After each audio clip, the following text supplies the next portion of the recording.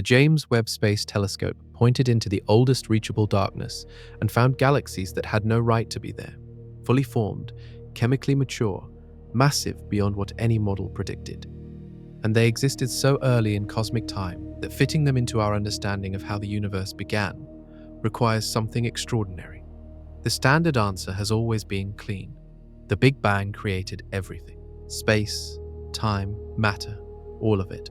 Born from a single event roughly 13.8 billion years ago.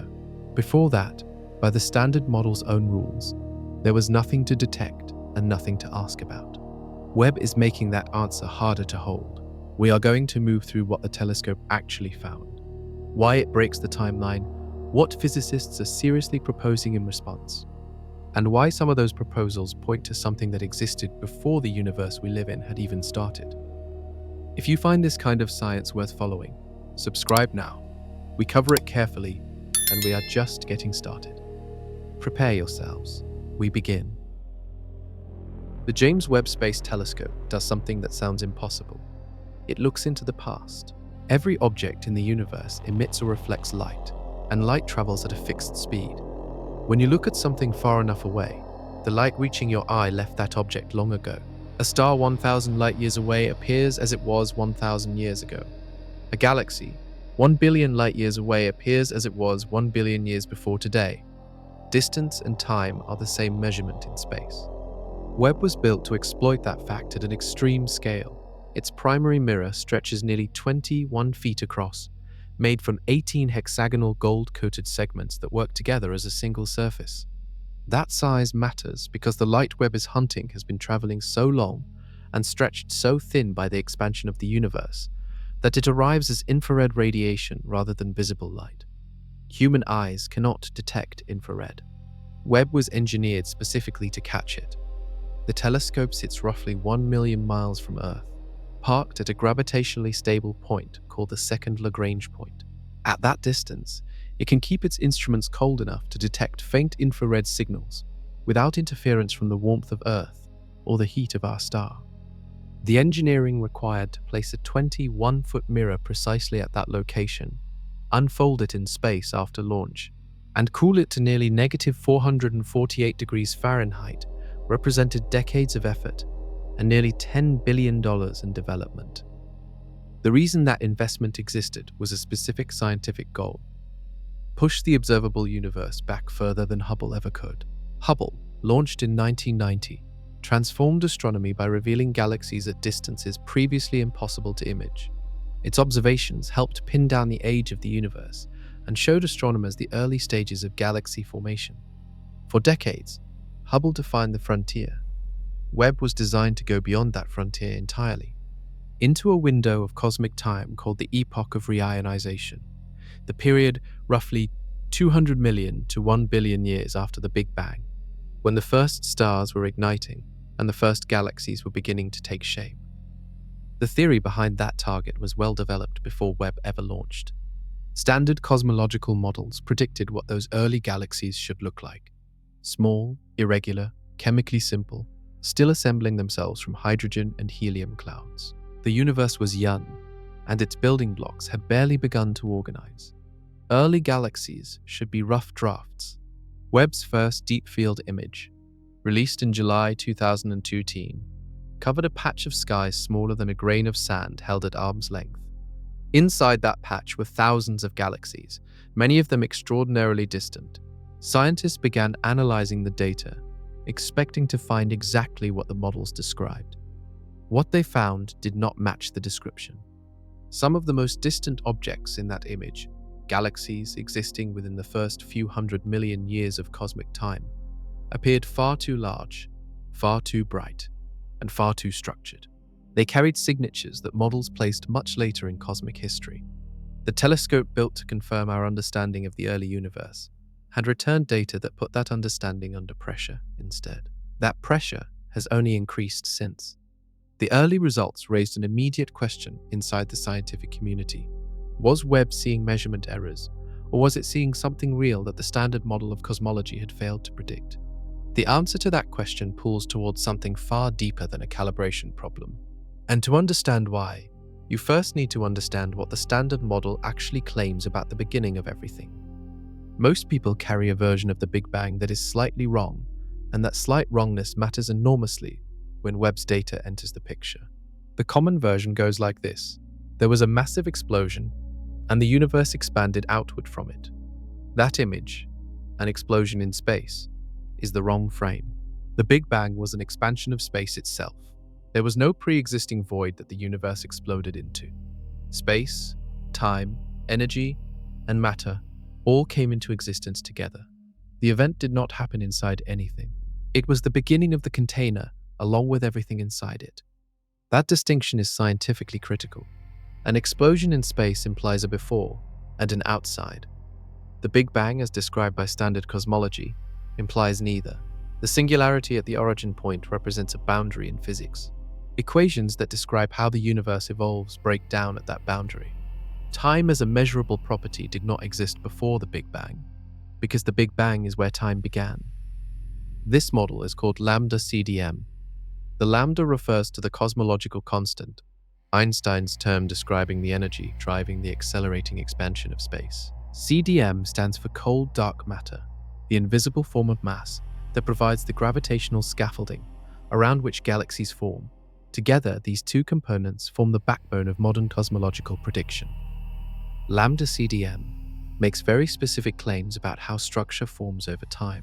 In the earliest moments after the Big Bang, matter was distributed in a nearly uniform hot plasma. Tiny quantum fluctuations in that plasma, random variations in density at the smallest imaginable scale, seeded the first gravitational wells. Over hundreds of millions of years, dark matter clumped around those wells, and ordinary matter followed. Gas clouds collapsed under gravity, ignited into stars, and those stars gathered into the first primitive galaxies. The timeline lambda CDM predicts for this process is well established. Small structures form first. Large, massive, chemically complex galaxies take time, billions of years. The model builds the universe in layers, from simple to complex, from small to large, from chemically primitive to chemically rich. That timeline is what Webb is pressing against. The galaxies Webb identified in its earliest observations did not behave like primitive rough drafts from a young universe. Several of them showed stellar masses comparable to the Milky Way.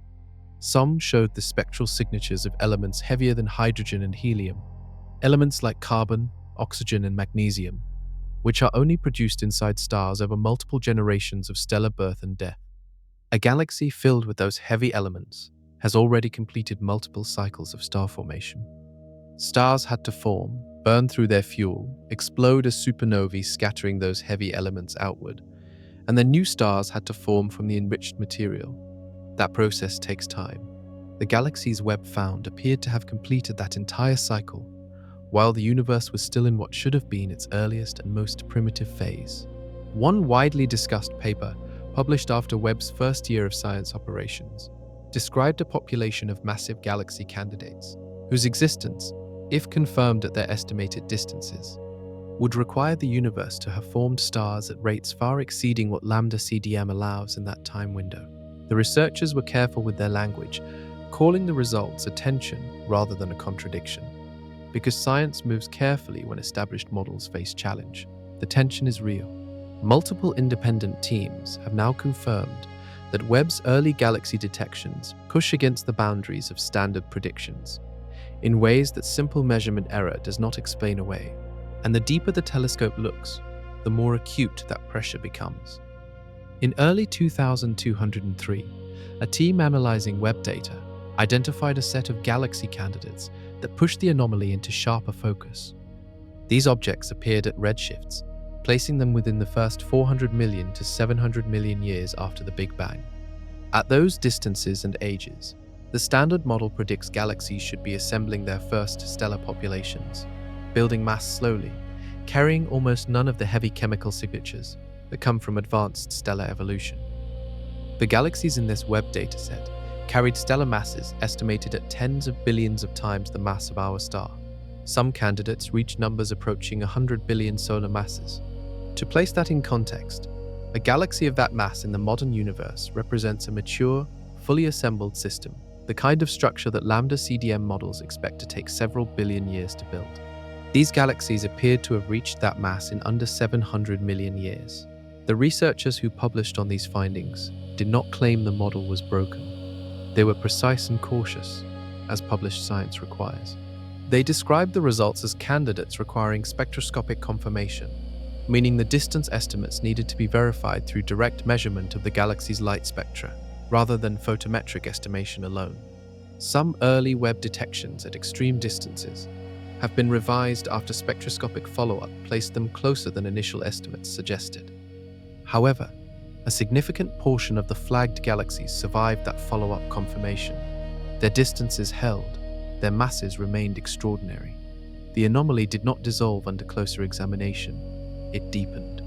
One paper from a team at the University of Edinburgh described the situation plainly, stating that the abundance of massive galaxies at very high redshift is in tension with all current galaxy formation models.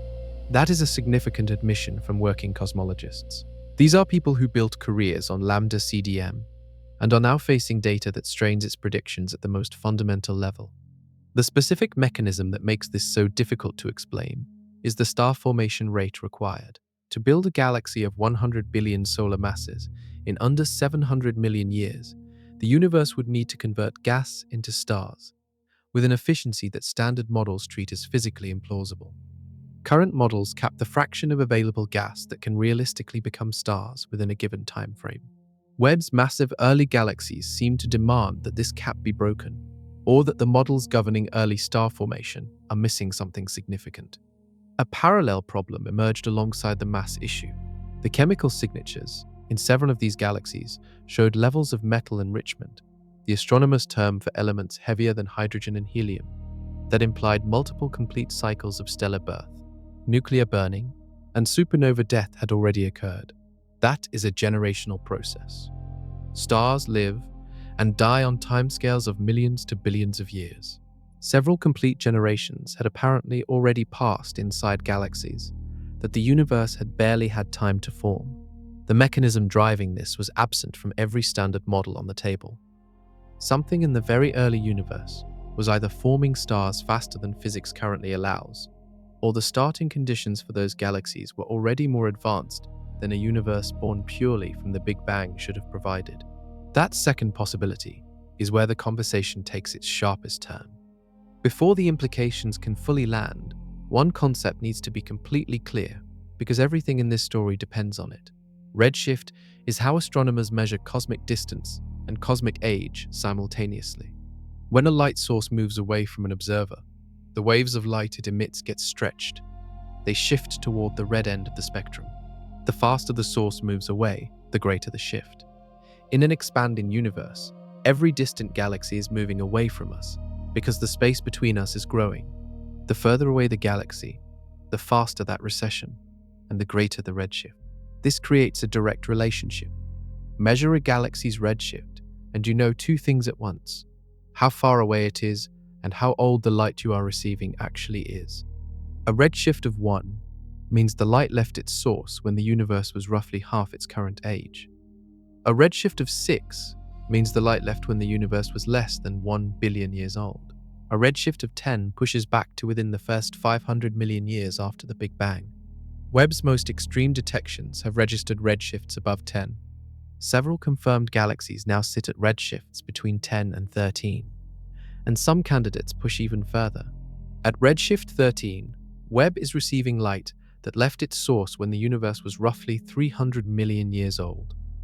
300 million years sounds like a long time by human standards. On a cosmic scale, it is the blink of an eye after a 13.8 billion year history. For scale, if the full age of the universe were compressed into a single calendar year, these galaxies existed before January 3rd. Hubble could reach to approximately redshift 11 or 12 in rare cases with extreme exposure times. Webb achieves higher redshifts routinely, with far greater resolution and sensitivity, because its infrared instruments are optimized for exactly this kind of ancient, stretched light. Where Hubble saw hints at the edge of its capability, Webb sees detail. That detail is the problem. The detail is too rich. Galaxies at redshift 10 should look primitive. Webb sees structure, chemistry, and mass that require a development history longer than the available time between the Big Bang and that redshift. Some researchers initially proposed that photometric redshift estimates, the color-based method used for rapid survey data, might be systematically overestimating distances for some of these objects. That would place the galaxies closer in time, making their properties less anomalous. Spectroscopic follow-up, the more precise measurement method using direct light analysis, has confirmed a substantial fraction of the high redshift identifications. The overestimation explanation accounts for some cases. It does not account for all of them. The ones that survive spectroscopic confirmation are the ones that matter. And they are real. The redshift tool is well understood, cross-validated across decades of observational astronomy, and applied consistently across thousands of galaxies in Webb survey data. The anomalous galaxies are anomalous under conditions where the measurement method is working correctly. That means the problem is real. And a real problem at this depth, in the physics of the earliest observable universe, tends to point toward one of two outcomes. Either our models of early cosmic evolution need significant revision, or the initial conditions of the universe were dramatically different from what we assumed. One specific revision being discussed openly among physicists points back even further than the Big Bang itself. The lambda CDM model is extraordinarily successful across most of cosmic history. It predicts the large-scale structure of the universe, the distribution of galaxy clusters, the behavior of dark matter halos, the rate of cosmic expansion, and the temperature patterns in the oldest light we can detect. It works. Across billions of years of cosmic evolution, it matches observations with precision. The problem is concentrated in a narrow but critical window, the first billion years after the Big Bang. Inside that window, lambda CDM makes predictions that Webb's data is now openly challenging. And the nature of the challenge goes beyond simply finding one unexpected galaxy. The issue is systematic. Multiple independent teams, using different analysis methods, targeting different regions of sky, have all found the same pattern. There are more massive, chemically mature galaxies in the early universe than the standard model allows. The theoretical framework behind galaxy formation in lambda CDM works roughly like this. After the Big Bang, the universe was a hot, dense plasma of hydrogen and helium, seeded with quantum fluctuations. As it expanded and cooled, dark matter began to clump along those fluctuation lines, forming what cosmologists call the cosmic web, a vast invisible scaffolding of filaments and nodes. Ordinary matter fell into the gravitational wells created by dark matter halos. Gas clouds formed, collapsed, ignited into stars. Stars formed galaxies, galaxies merged and grew. Each step in that chain takes time. The speed at which dark matter halos grow, the rate at which gas cools and collapses into stars, the timescale of stellar evolution from ignition to supernova. All of these processes have physical limits built into the model. Lambda CDM does not forbid large galaxies. It places them later in time, when those processes have had sufficient duration to produce them. Webb keeps finding massive galaxies before those processes should have finished. One way to quantify the tension is through what cosmologists call the stellar mass function, essentially a count of how many galaxies of a given mass exist at a given cosmic epoch. Lambda CDM generates precise predictions for this function at different redshifts. Webb's observations produce stellar mass functions at high redshift that exceed those predictions by factors of 10 to 100 in some mass ranges. A factor of 10 discrepancy between prediction and observation is a serious problem in any scientific discipline. A factor of 100 is extraordinary. The instinct in science when data conflicts with theory is to look for measurement errors first. Many researchers did exactly that, scrutinizing Webb's calibration data, its photometric methods, its spectroscopic confirmations. Some reduction in the apparent tension resulted from these checks, as certain extreme candidates were revised downward, but the core discrepancy remained after careful re-examination by multiple independent teams. The second response is to ask whether the model needs a small adjustment or a fundamental revision. Cosmologists are now actively debating which category applies here. A small adjustment might involve tweaking the parameters that control star formation efficiency in early dark matter halos. A fundamental revision would require questioning assumptions that sit at the base of the model itself, assumptions about what the universe looked like when it began. The most unsettling version of that fundamental revision asks a question that standard cosmology has always officially set aside. What if the universe that emerged from the Big Bang did not begin from a completely blank starting state?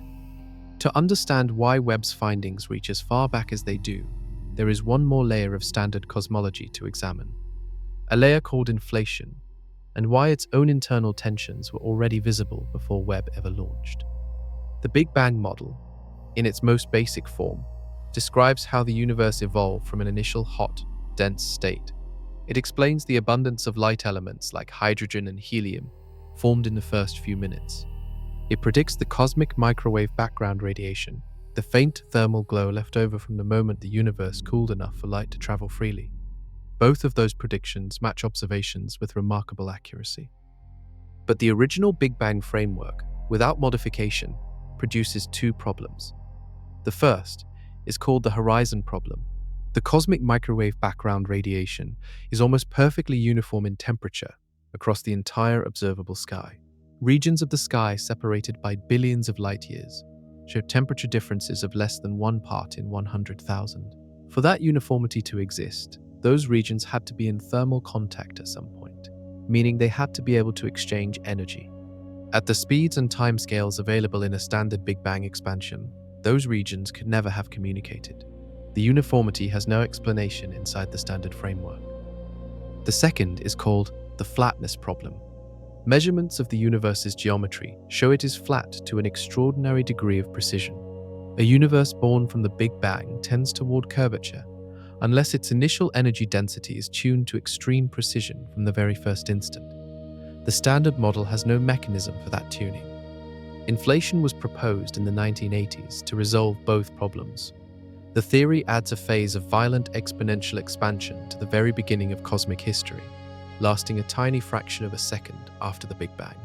During this phase, a small region of the universe expanded so rapidly that its contents were stretched to uniformity, explaining the horizon problem, and its geometry was flattened, explaining the flatness problem. Inflation is widely accepted because it solves genuine problems elegantly. However, the theory is built on the existence of a hypothetical field called the inflaton field, and the physical identity of that field remains unknown. The mechanism behind inflation has never been directly detected or confirmed. The theory makes predictions about patterns in the cosmic microwave background that match observations, but those same patterns are also consistent with competing models. Before Webb, inflation was the strong consensus position with acknowledged open questions. After Webb, those open questions have become more acute. Some proposed modifications to inflation that could explain the massive early galaxies Webb found required the inflaton field to have behaved in ways that stretch the theory's internal consistency. A small number of physicists are now asking whether inflation itself needs to be replaced, or whether the state that inflation was trying to describe, the conditions just after the Big Bang, was already shaped by something that came before. That question has a name, and it arrives through one of the most serious physicists alive. Roger Penrose won the Nobel Prize in Physics in 2002 for his work proving that black holes are a direct consequence of Einstein's general relativity. He is one of the most rigorous mathematical physicists working today, and he has spent years developing a theory that most of his colleagues treat with cautious respect precisely because it comes from him. The theory is called conformal cyclic cosmology, and its central claim is this: the Big Bang was a transition, not an absolute beginning. Penrose's framework starts with the long-term fate of the universe. In the far future, after all stars have burnt out, all black holes have evaporated through a slow quantum process, and all matter has decayed or dispersed, the universe enters a state of maximum entropy. Everything is spread as thinly as possible. No structure remains. No matter with any rest mass survives. In that state, Penrose argues, the physics of the universe becomes scale invariant. The concept of distance, of size itself, loses physical meaning when there is nothing left with mass to compare sizes against. A universe in that state, mathematically, becomes indistinguishable from a universe at the first instant of a Big Bang, when the same scale invariance applies at the opposite extreme. The boundary between the dying end of one universe and the explosive birth of the next is what Penrose calls a crossover. In his mathematical framework, these two states can be conformally mapped onto each other, meaning the geometry of one can be continuously transformed into the geometry of the other. The end of one cosmic cycle becomes the beginning of the next. This is not a metaphor. Penrose presents it as a precise mathematical structure, developed in detail in academic papers and reviewed by other physicists. The model is controversial, but it is not fringe. It is taken seriously as a genuine alternative cosmological framework. What makes it relevant to Webb is what conformal cyclic cosmology predicts about the boundary between cycles. If the previous universe's black holes left any imprint as they evaporated, those imprints might survive the crossover and appear as faint signals in the cosmic microwave background radiation of the current universe. Penrose and his collaborators have searched for these signals, which they call Hawking points, regions of anomalous temperature in the cosmic microwave background. They claim to have found candidates matching that prediction. The scientific community has debated those findings intensely. Some analyses support the detection. Others argue the patterns can be explained by standard statistical variation in the background radiation. The evidence is genuinely contested, and the debate is ongoing.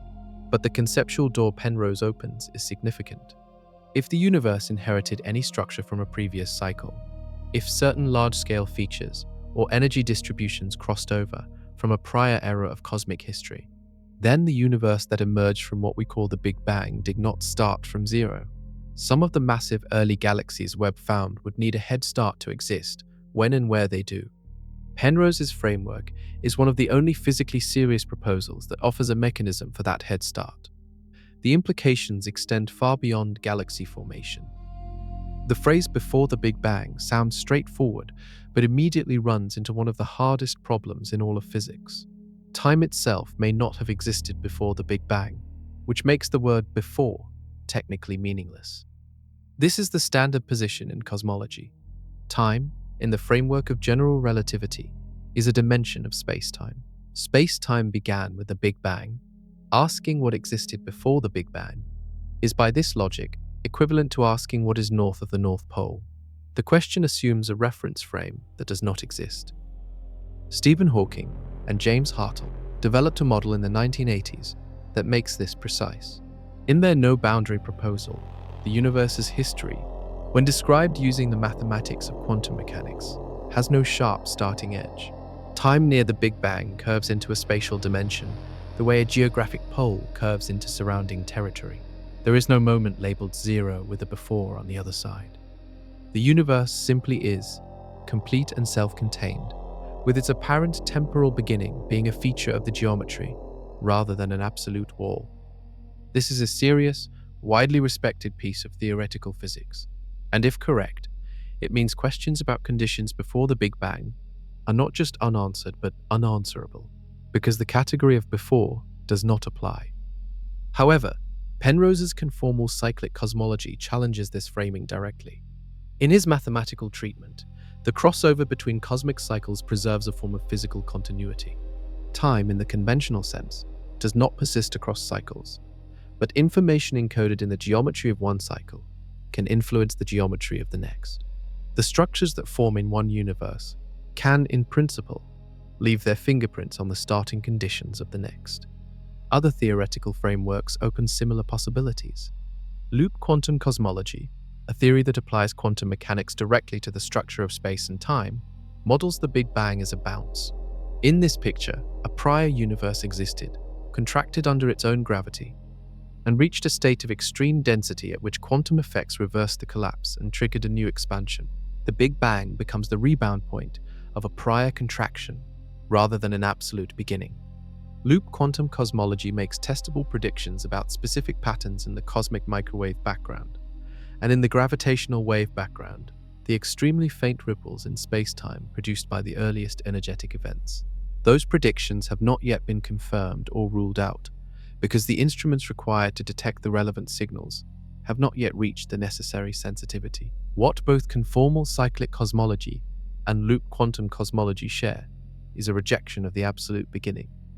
In both frameworks, the universe we live in emerged from conditions shaped by a prior state of physical reality, a state that functioned differently, obeyed possibly different initial parameters. and left traces that our universe inherited.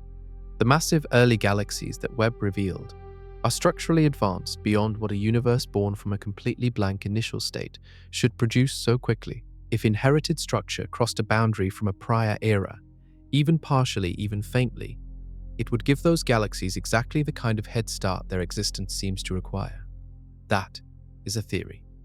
A serious mathematically developed theory, but a theory still in search of direct confirmation. The search for that confirmation is actively underway. Webb does not only count galaxies and estimate their masses. One of its most powerful instruments breaks ancient light into its component wavelengths, the way a prism splits white light into color. That instrument, called NIR spec, reads the chemical composition of objects billions of light years away by identifying the specific wavelengths that different elements absorb or emit. Every element leaves a unique pattern in a spectrum, a fingerprint written in light. Hydrogen leaves one pattern, oxygen another. Carbon, magnesium, silicon, iron, each one marks its presence precisely and unmistakably. When NIR spec analyzes the light from an early galaxy, it returns a chemical inventory of that galaxy's stellar population. The inventories Webb has returned from high redshift galaxies are deeply problematic for standard models. The universe began with hydrogen, helium, and tiny traces of lithium. Those are the elements the Big Bang produced directly through a process called Big Bang nucleosynthesis, which is confirmed and well understood. Every other element on the periodic table was forged inside stars. Carbon, oxygen, and nitrogen are built in the cores of medium-mass stars through nuclear fusion. Elements heavier than iron are produced primarily in supernova explosions and in the collisions of neutron stars. This elemental cooking takes time. A star must form from a gas cloud, ignite, spend millions to billions of years fusing elements in its core, then explode. The material scattered by that explosion enriches surrounding gas clouds, which then collapse into the next generation of stars carrying the heavier elements of their predecessor. Run this cycle enough times, and you get a chemically mature galaxy, one with detectable levels of oxygen, carbon, magnesium, and iron. Webb has found galaxies at redshifts above 7, existing less than 800 million years after the Big Bang, showing elevated levels of these heavy elements. Elevated levels requiring multiple complete stellar generations to produce. A galaxy showing significant oxygen and carbon enrichment has already cycled through at least one full generation of massive stars, possibly more. One specific study published in 2023 reported detecting unusually high nitrogen abundance in a galaxy at very high redshift. Nitrogen at that level, in a mature galaxy, typically comes from intermediate mass stars across long time scales. Finding it so early, in a galaxy that should barely have completed its first generation of star formation, had no clean explanation within current models. The researchers described the observation as unexpected and noted that no existing stellar evolution model fully reproduced the abundance pattern they measured. That is a direct statement from working scientists that the data does not fit the theory. NIR spec is not prone to misidentifying elements. The spectroscopic method is among the most reliable tools in astronomy, cross-validated across a century of observations. The chemical fingerprints Webb reads are real. The elements are there. The question is how they arrived in such quantities so early. One answer involves a dramatically accelerated early stellar population, stars so massive and so short-lived that they completed their cycles in just a few million years rather than billions.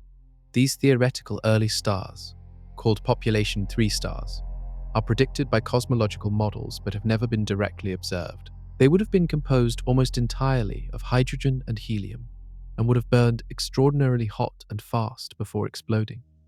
If population 3 stars formed in enormous numbers in the very earliest galaxies, they could have seeded heavy element enrichment faster than standard models allow. Webb may eventually detect them directly. So far, only indirect evidence exists, and the question of why so many would have formed so rapidly and in such massive galaxies still points back to the starting conditions of the early universe. There is a second mechanism being actively investigated to explain why Webb's early galaxies are so advanced, one that operates at a scale far beneath stellar chemistry, reaching back to the first fraction of a second after the Big Bang. Primordial black holes are hypothetical objects that would have formed not from collapsed stars, but directly from the extreme density fluctuations in the early universe. In the first moments after the Big Bang, space was compressed to almost incomprehensible densities. Quantum fluctuations in the energy distribution created regions slightly denser than others. If any of those regions were dense enough, gravity would have overcome the outward pressure of the hot plasma and collapsed them directly into black holes, before any stars existed. The existence of primordial black holes has not been confirmed. However, they have not been ruled out either, and the theoretical case for them is grounded in well-established physics. Density fluctuations in the early universe are real and measured through the cosmic microwave background radiation. The question is whether any fluctuation was large enough and dense enough to cross the threshold for black hole formation. If primordial black holes formed in significant numbers and across a range of masses, they would have acted as gravitational seeds far earlier than dark matter halos alone could have provided. A region of space containing a primordial black hole already has a deep gravitational well ready-made. Gas and dark matter falling into that well would accelerate structure formation dramatically, allowing galaxies to begin assembling sooner and grow faster than the standard model, which relies only on dark matter halos seeded by much smaller quantum fluctuations, would predict. This mechanism has been proposed as a potential explanation for exactly the kind of massive, early galaxy population that Webb has revealed. If primordial black holes existed in the right mass range and abundance, they could have given early galaxies the equivalent of a significant head start in the race to build mass. The theory receives additional attention because primordial black holes are also one of the leading candidates for at least a portion of dark matter. If some fraction of the universe's dark matter is composed of these objects rather than exotic subatomic particles, their gravitational influence in the early universe would be even more significant than isolated seed scenarios suggest. Webb is contributing to this investigation directly. Several of the most distant and luminous objects in Webb's data show point-like brightness signatures consistent with active black holes at their centers. Finding actively growing black holes in galaxies less than 1 billion years old poses its own problem for standard formation models, since growing a black hole to millions or billions of solar masses through ordinary stellar collapse also takes time. Primordial black holes that formed early and massive skip that growth requirement entirely. If confirmed, their presence would reshape models of early cosmic structure in ways that extend well beyond galaxy formation. A universe seeded by black holes, present from its very first moments, would evolve differently at every subsequent scale. The mechanism is real physics, built from confirmed foundational principles. The observational confirmation is partial and ongoing, and the possibility that those seeds arrived with the starting conditions of the universe, rather than emerging purely from the Big Bang's own dynamics, is one that several physicists now treat as worth examining carefully. The next question is how the broader scientific community is responding to all of this, and whether there is genuine agreement that something outside standard models may be required. Science moves carefully when data challenges well-established frameworks. That care is intentional and important. Every major anomaly in the history of physics has first been tested, retested, and scrutinized from every available angle before the underlying theory faced genuine revision. Webb's findings are going through exactly that process, and the results of that scrutiny are clarifying rather than dismissive. The first response from the cosmological community after Webb's early anomalous detections was methodological review. Teams examined the photometric redshift estimation methods used in the initial surveys, looking for systematic biases that could artificially push distance estimates higher.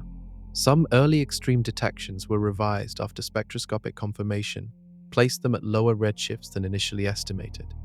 That is the scientific process working correctly. Estimates were made, tested, and corrected where needed. After those corrections, the tension remained. A paper published in the journal Nature Astronomy in 2023, authored by an international team and carrying the names of researchers from institutions across the United States, Europe, and Australia, stated directly that the observed abundance of massive galaxies at high redshift exceeds predictions from standard galaxy formation models. The paper explored possible explanations, including adjustments to star formation efficiency, the role of active galactic nuclei in galaxy growth, and potential uncertainties in stellar mass estimates. The authors concluded that none of the available modifications fully resolved the discrepancy. Other papers followed from independent groups reaching similar conclusions. The pattern across these studies was consistent. The anomaly survived careful analysis. The galaxies are real, they are at the distances claimed, and their properties challenge the predictions of lambda CDM in the early universe. NASA acknowledged the findings publicly. The agency described Webb as producing results that are forcing astronomers to rethink how and when galaxies form in the early universe. That is an institution-level acknowledgement that the data represents a genuine scientific problem, not a calibration artifact. The European Space Agency issued similar statements. The scientific response has been marked by openness to the anomaly rather than institutional defensiveness, which itself signals that the researchers closest to the data believe the problem is real. The debate now centers on the scale of revision required. A segment of the cosmological community argues that relatively modest adjustments to star formation models, particularly the efficiency with which early dark matter halos convert gas into stars, could account for most of the discrepancy. Simulations exploring higher early star formation efficiencies have produced galaxy populations that better match some of Webb's data. However, a growing number of theorists argue that the adjustments required are so large that they amount to a different physics, rather than a tuned parameter. Pushing star formation efficiency to the levels required by the most extreme Webb detections produces values that violate physically motivated limits on how efficiently gas can cool and collapse into stars. When a modification to a model requires that model to violate its own internal physical constraints, the model itself is under pressure. That pressure is now officially part of the scientific record. The question of what comes next, what the anomalies point toward, and what mechanisms could explain them without breaking known physics, is driving some of the most active theoretical work in cosmology today. The most radical proposals take the conversation back before the Big Bang entirely. Webb's discoveries are applying pressure to another assumption that cosmologists have held for decades, that dark matter in the early universe behaved the same way it behaves today. Dark matter is real. Its gravitational effects are measured and confirmed across multiple independent methods. The rotation curves of galaxies, the bending of light around galaxy clusters, the distribution of matter in the cosmic web, and the temperature patterns in the cosmic microwave background all require large amounts of mass, beyond what visible matter provides. Dark matter accounts for roughly 27% of the universe's total energy content. Its presence is one of the most robust conclusions in modern physics. What remains unknown is its nature. Dark matter has never been directly detected in a laboratory. No experiment has captured a dark matter particle or identified what it is made of. The leading theoretical candidate has been a category of particles called weakly interacting massive particles, hypothetical particles that would interact with ordinary matter only through gravity and the weak nuclear force. Despite decades of sensitive detector experiments designed to find them, none have been detected. The failure to detect the leading dark matter candidate has reopened the theoretical space. If dark matter is composed of something other than the standard particle candidate, its behavior in the early universe could differ from what lambda CDM assumes. One possibility that several theorists are actively exploring is that dark matter in the early universe was self-interacting, meaning dark matter particles could scatter off each other rather than passing through each other as the standard model assumes. Self-interacting dark matter would clump differently and at different rates than conventional cold dark matter, potentially forming denser structures earlier in cosmic history. Earlier, denser dark matter halos would provide deeper gravitational wells for ordinary matter to fall into, accelerating galaxy formation.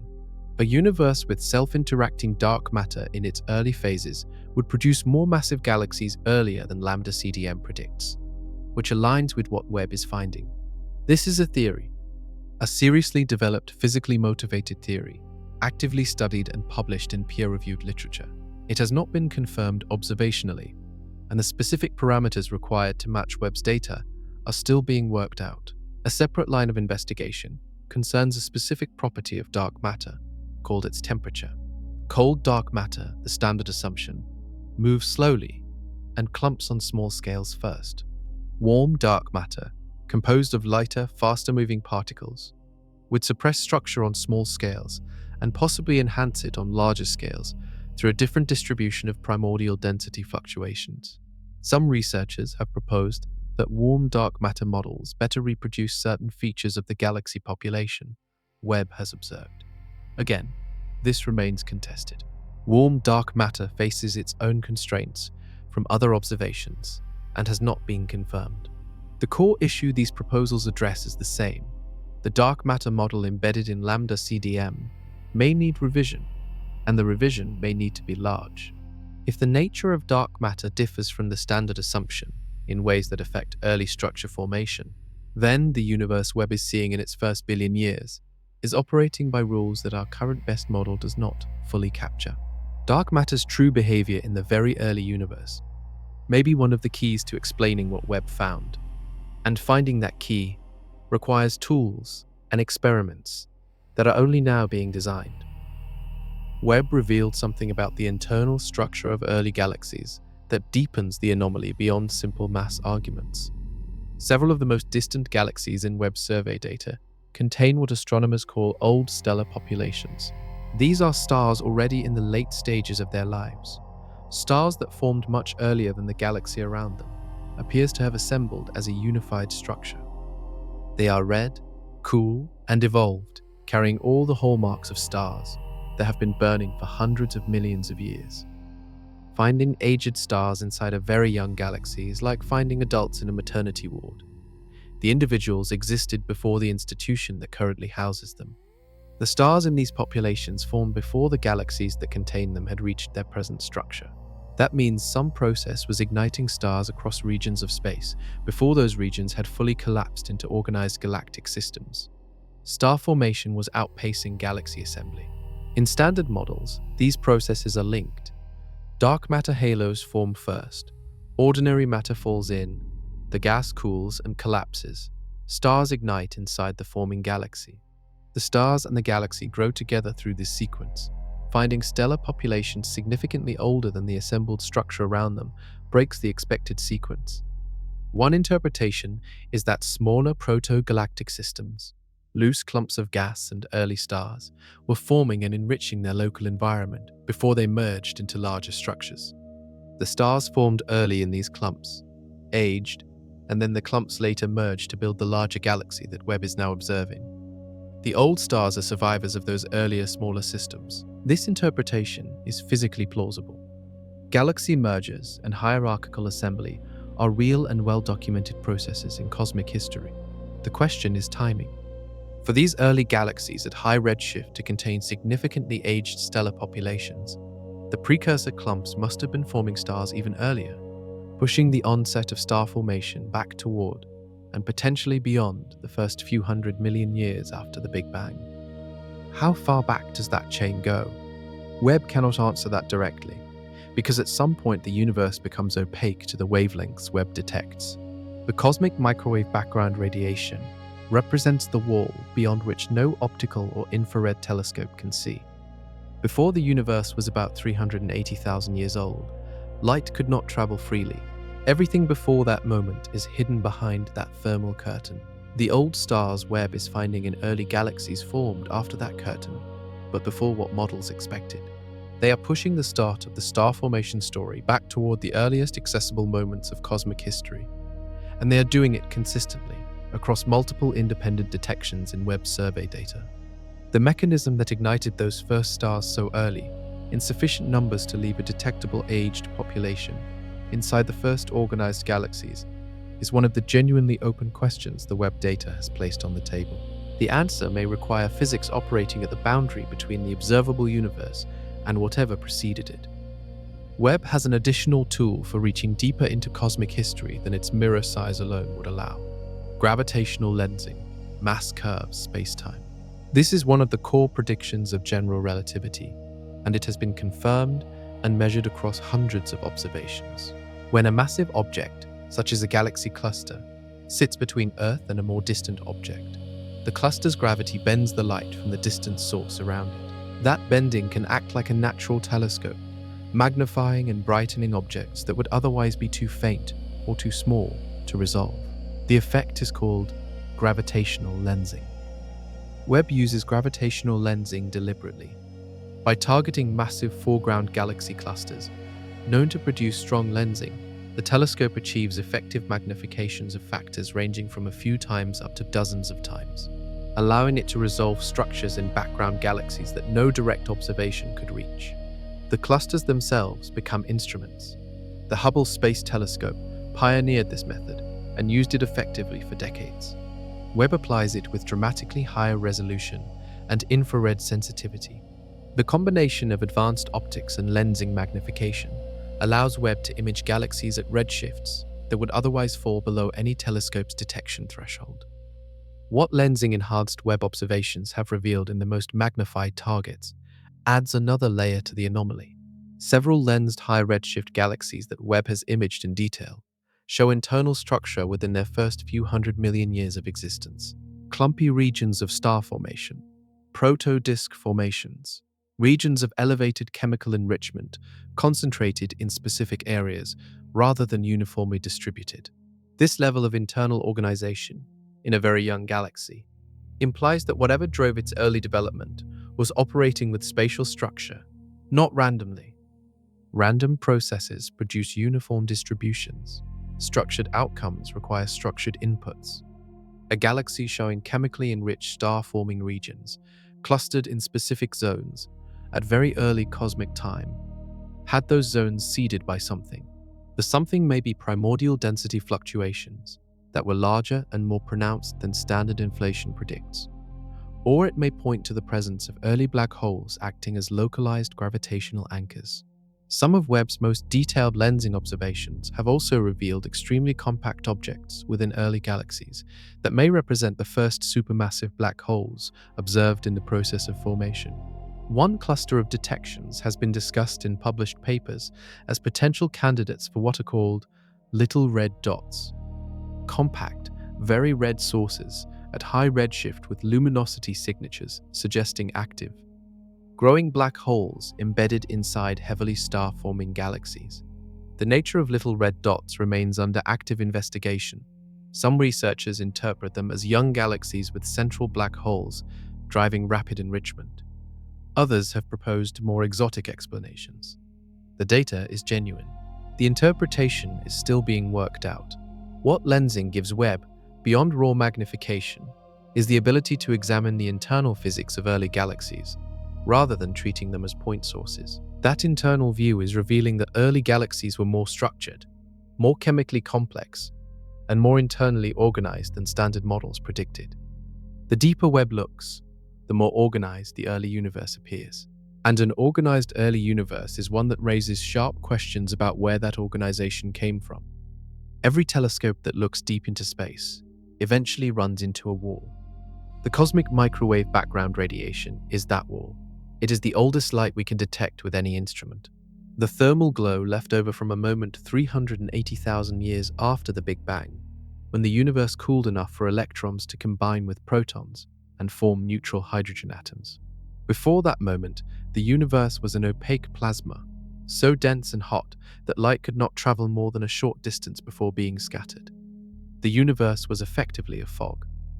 When that fog cleared, light traveled freely for the first time. The photons released at that moment have been traveling ever since, stretched by cosmic expansion into the microwave range of the electromagnetic spectrum. They fill the sky uniformly in every direction and carry an imprint of the conditions that existed when they were released. That imprint has been measured with extraordinary precision. The Wilkinson Microwave Anisotropy Probe and the Planck satellite mapped the cosmic microwave background in fine detail, revealing temperature variations of less than 1 part in 100,000 across the full sky. Those variations encode the pattern of density fluctuations in the early universe, the same fluctuations that would later seed galaxy formation. Lambda CDM fits those patterns very well. The cosmic microwave background is one of the theory's strongest successes. Webb cannot see through or behind this wall. No electromagnetic telescope can, because light was not propagating freely before 380,000 years post-Big Bang. The period between the Big Bang itself and the release of the cosmic microwave background is called the Dark Ages of cosmology, not because nothing happened, but because no light from that era has reached us in a usable form. gravitational waves are a different story. Unlike light, gravitational waves, ripples in the fabric of space-time itself, can in principle carry information from far earlier than the cosmic microwave background. The first moments after the Big Bang, the inflationary period, and potentially even signals from a pre-Big Bang state in cyclic models would have generated gravitational waves that are propagating through the universe today. Detecting them would provide a window behind the cosmic microwave background wall. The challenge is sensitivity.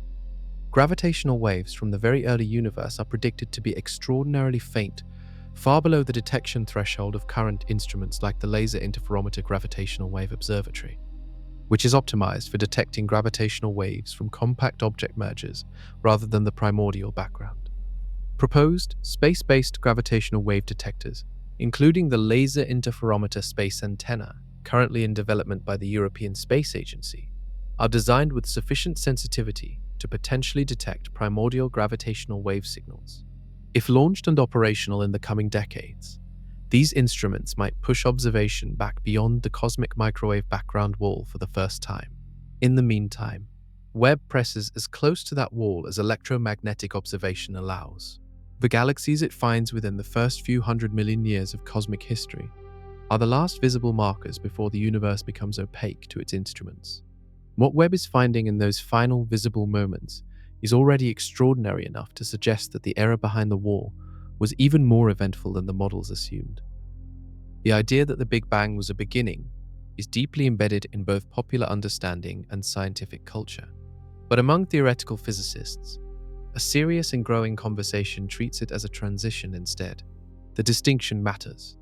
A beginning implies that nothing preceded it, that asking about a before is a category error, that the universe is self-contained and self-originating. A transition implies that the Big Bang was a phase change, a dramatic shift in the state of something that already existed, with physical continuity connecting what came before to what came after. Several frameworks support the transition interpretation. Penrose's conformal cyclic cosmology is one. Loop quantum cosmology is another. String cosmology, which operates within the mathematical framework of string theory, offers a third. Ekpyrotic cosmology, which models the Big Bang as the collision of higher dimensional membranes in a higher dimensional space, is a fourth. These are different theories with different mechanisms and different predictions. They do not agree on the details, but they share the structural position that the Big Bang was not an absolute beginning, and that physical processes operating before it influenced the conditions from which our universe emerged. Loop quantum cosmology deserves additional attention because it is built on particularly well-developed mathematics. Standard general relativity breaks down at the singularity, the point of infinite density at the Big Bang. Equations that describe space-time evolution produce undefined results when pushed to that limit. Physicists call this the singularity problem, and it represents a known failure of the theory at extreme conditions. Loop quantum gravity applies quantum mechanical principles to the structure of space-time itself, treating it as granular rather than continuous at the smallest scales. When applied to the Big Bang, loop quantum cosmology replaces the singularity with a bounce. As the prior universe contracted toward extreme density, quantum pressure at the Planck scale, the smallest meaningful length in physics, resisted further collapse and reversed the contraction into expansion. The Big Bang becomes a rebound rather than a creation. In this model, some memory of the prior universe survives the bounce. The specific pattern of density fluctuations, the scale and distribution of structure, and potentially the masses of certain fundamental objects could carry forward from the contracting universe into the expanding one. A universe that inherited its density fluctuation pattern from a prior cycle would have different starting conditions than a universe whose fluctuations arose purely from quantum vacuum noise during inflation. Different starting conditions produce different galaxy populations. Webb has not confirmed loop quantum cosmology or any cyclic model. The data is anomalous enough to require explanation, and these frameworks offer candidate mechanisms. The verification required would demand either direct detection of primordial gravitational waves carrying the signature of a bounce, or precise measurements of the cosmic microwave background at a sensitivity beyond current instruments. Those measurements are the target of the next generation of observatories. The scientific ambition is clear: push observation as close to, and potentially beyond, the Big Bang boundary. as physics allows. What drives that ambition is the suspicion, now backed by real data from Webb, that the boundary is not the wall it was assumed to be. 2.5 years into its science operations, the James Webb Space Telescope has produced results that have been absorbed into the scientific literature with an unusual degree of candor about their implications. Cosmologists rarely announce that a foundational framework is failing. The scientific process is careful and conservative, and for good reason. Anomalies appear regularly in data, and most of them eventually resolve into measurement error, calibration bias, or phenomena that existing theory can accommodate with modest adjustment. Claiming a framework is broken before every alternative explanation is exhausted is bad science. Webb's anomalies have survived the standard elimination process. With remarkable resilience, the high redshift massive galaxies have held up under spectroscopic confirmation. The chemical enrichment patterns read by NIR spec have not been explained by available stellar evolution models. The abundance of early active black holes exceeds what standard growth timelines allow. The stellar populations older than their host galaxy's assembly challenge the expected sequence of structure formation. Each of these findings in isolation might be arguable. Together, forming a consistent pattern across independent observations made by multiple teams using different methodologies and targeting different regions of sky. They represent a systematic challenge to the standard model's predictions for the early universe. The scientific response has moved in two directions simultaneously. The first direction is model repair. Research groups are running sophisticated simulations that adjust parameters within lambda CDM, increasing early star formation efficiencies, modifying feedback mechanisms from early black holes, tuning the properties of dark matter halos at high redshift. Some of these simulations produce improved agreement with Webb's data. None have produced complete agreement. The second direction is model replacement.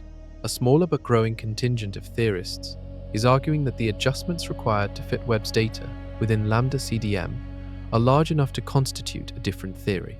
If you have to change the physics of dark matter, rewrite the rules of early star formation, invoke undetected primordial black holes, and accept a universe that is apparently far more structured, far earlier than allowed, you are describing a different universe from the one lambda CDM was built to model. Published papers from this group use terms like the impossibly early galaxy problem and peak star formation efficiency exceeded. These are precise, technical descriptions of the same anomaly. The early universe Webb sees is building structure faster and more completely than it should be able to. The deepest implication sits at the level of initial conditions. Lambda CDM's predictions for the early universe are built on an assumed starting state, a hot, nearly uniform plasma, seeded by quantum fluctuations of a specific scale and distribution, emerging from an inflationary phase, with no prior history. If the starting state was different from that assumption, every subsequent prediction changes. Webb has provided the clearest observational evidence yet that the starting state may indeed have been different. How different? Why different? What physical process produced those initial conditions if they were more structured than inflation alone can deliver? These are the questions now driving some of the most serious work in theoretical cosmology. The James Webb Space Telescope was built to look at the earliest galaxies. It found them. What it also found, unexpectedly and with growing certainty, was evidence that the universe we live in arrived into its own Big Bang, carrying something from whatever came before. What that something was, how it crossed the boundary, and what it tells us about the nature of cosmic time itself. Those answers are still forming. The telescope is still watching. The data is still arriving. And the deepest chapter of this story has not yet been written. There is a framework in theoretical physics that sounds like speculation, but is built from decades of serious mathematical work. It proposes that the universe we experience, with its 3 spatial dimensions, its galaxies, its chemistry, and its history, may be the projection of information encoded on a 2-dimensional boundary surface surrounding it. This is the holographic principle, and while it remains unproven as a description of our actual universe, it has become one of the most productive ideas in modern theoretical physics, producing confirmed mathematical results in quantum gravity research, and forming the foundation of active research programs at major institutions worldwide. The holographic principle emerged from work on black holes in the 1970s and 80s. Physicists studying what happens to information when matter falls into a black hole concluded that the total information content of a region of space is proportional to the area of its surrounding surface, not its volume. This was a profound result. It implied that everything happening inside a three-dimensional region is fully described by information on a two-dimensional boundary, the way a three-dimensional scene can be encoded in a flat hologram. Juan Maldacena formalized this idea in 1997 through a mathematical correspondence called the anti-de Sitter space conformal field theory correspondence, showing that a specific type of gravitational theory in three-dimensional space is mathematically equivalent to a quantum field theory living on its two-dimensional boundary. This result has been tested and used extensively as a calculational tool across theoretical physics. It is not speculation. It is one of the most cited results in the physics literature of the past 3 decades. What the holographic principle implies for the question of pre-Big Bang physics is this. If the information content of the universe is encoded on a boundary, that boundary and its encoded information could in principle predate the three-dimensional universe that projects from it. The emergence of our universe from a Big Bang transition could be understood as the three-dimensional projection becoming active, while the information that shapes it existed earlier in encoded form. This is theoretical. The holographic principle has not been proven to apply to our actual universe, which has a positive cosmological constant, rather than the negative one used in Maldacena's correspondence. Extending the framework to a realistic cosmological setting remains an open mathematical problem. However, several research groups are actively working on holographic models of cosmology, including holographic descriptions of inflation and holographic approaches to the Big Bang singularity. Some of these models naturally produce predictions about the distribution of large-scale structure in the early universe that differ from standard inflation-based predictions. One published holographic cosmology model, developed by a team at the University of Southampton and collaborators, generated predictions for the cosmic microwave background that the team compared against observational data. They found that the holographic model matched the data at least as well as standard inflation for certain features of the large-scale structure, particularly at the largest scales where inflation has known tensions with observation.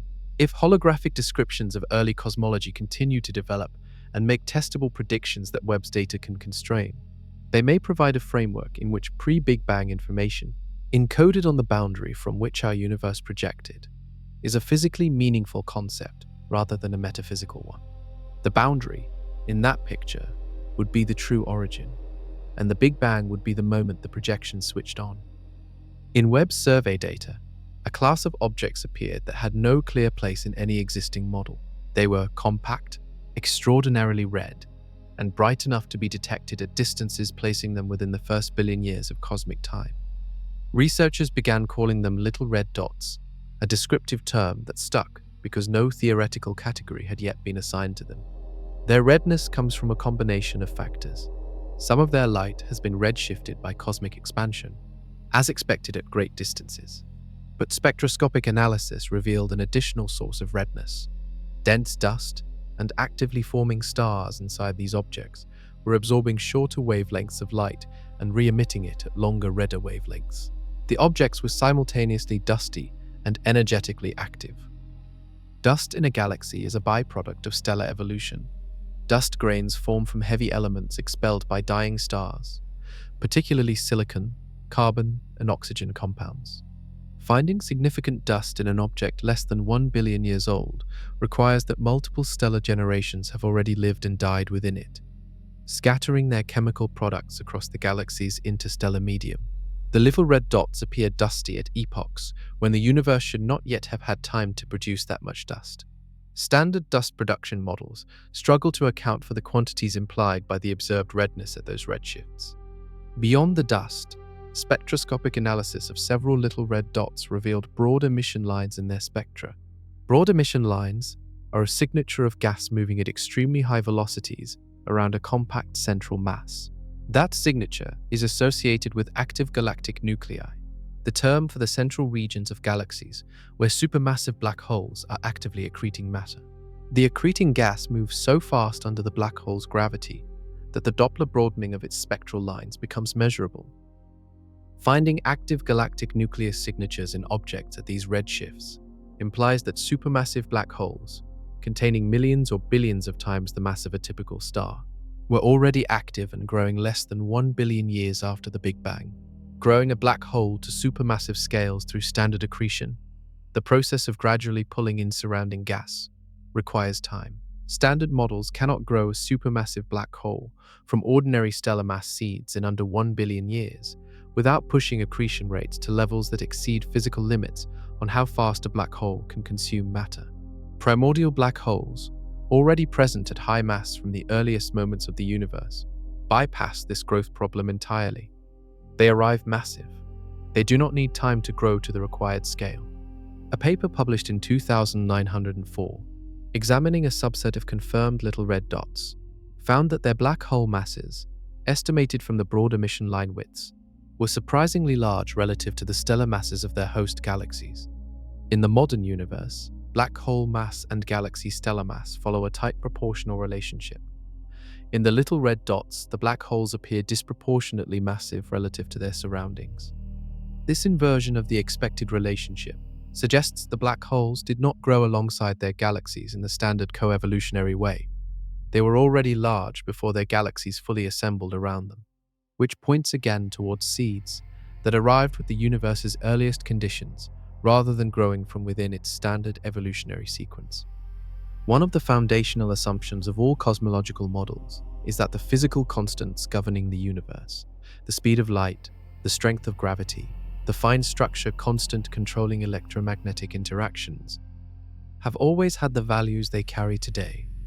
If that assumption is wrong, or even partially wrong in the extreme conditions of the very early universe, every prediction made by lambda CDM about early structure formation would require revision.